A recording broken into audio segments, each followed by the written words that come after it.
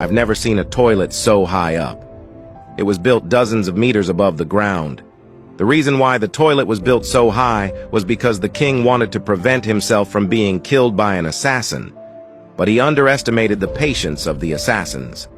That day the king was squatting as usual. An assassin crept into the castle in the darkness of the moon and climbed up the toilet in the face of the falling poop. Then he stabbed the king in his vulnerable asshole with a sharp spear. So much so that the king collapsed in the pit.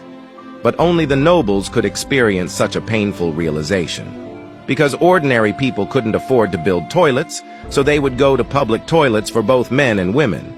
But luckily, public toilets were big enough to hold dozens of people at the same time, so going to the public toilet became the most fashionable way of socializing among the common people.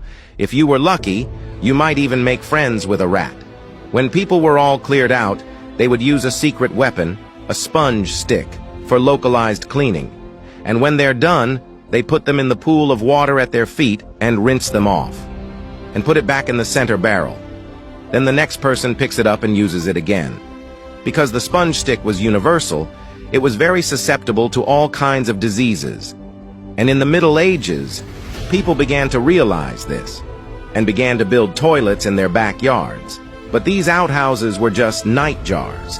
These jugs could be specially designed containers or recycled jars and bottles.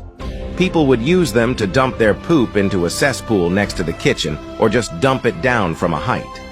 Then these unique pieces of poop would randomly fall on some lucky guy. That's why the smart ones use umbrellas. But what if you're just out and about and you get a sudden attack of the feels? Those who had the means to do so would choose the roadside portable toilets. This was also a unique profession at that time. They usually had a big bucket on the left and a small one on the right. Customers could hide in their cloaks for a tip if they wanted to.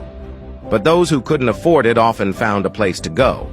It could be a public fountain, a hidden alley, or a statue of the king. That's why Europe was so full of gold in those days.